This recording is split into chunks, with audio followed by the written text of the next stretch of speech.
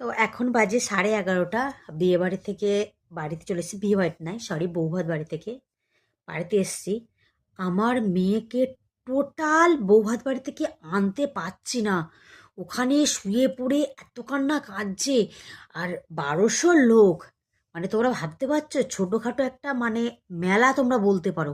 মানে এত ভিড় হয়েছে, আমি টোটাল ব্যাগ থেকে ফোন বার করতে পারছি না, এত ভিড় লোকের। মানে 1200 লোক মানে মুখের কথা নয়। এবং তারপরে একটু বাইরের দিকে এসছি যেখানে নাচ ছিল, স্টেজ টাইপের করেছে। টোটাল মেয়েকে ধরে রাখতে পারছি না, আর ও টোটাল বাড়িতে আসবে না। এবার এই 1200 লোকের মাঝখানে যদি ওকে ছেড়ে দেওয়া যায়, মানে ভাবতে পারছো ওকে খুঁজে পাবো আমি? এই যে কি বলছিলাম, তো কত কষ্ট ওকে বাড়িতে নিয়ে এসছি। মানে আমি জাস্ট পাগল হয়ে গেছি একে নিয়ে। আর একা একা গিয়ে মানে স্টেজে উঠে বলছে আমাকে ছবি তুলো, জাস্ট এরকমই করে বলছে আমাকে ছবি তুলো। আমি এখন মেকআপ টেকআপ কিছুই তুলিনি, জাস্ট শাড়িটা চেঞ্জ করেছি, করে মুখ টুকগুলো এখন দেখো মেকআপ তোলা হয়নি। আগে এই বদমাসটাকে আমি ঘুম পাড়াবো, ঘুম পাড়িয়ে তারপরে আমি কাজ করব।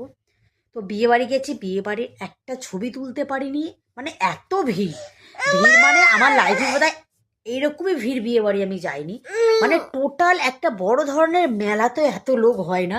মানে এত লোকের আয়োজন করা, ওই নেমন্তন্ন করেছে। তো আমার কেমন মজা করছো তুমি? আবার বলছে চলো আবার আবার বিয়ে বাড়িতে যাই। কেমন করে নাচছিলে তুমি?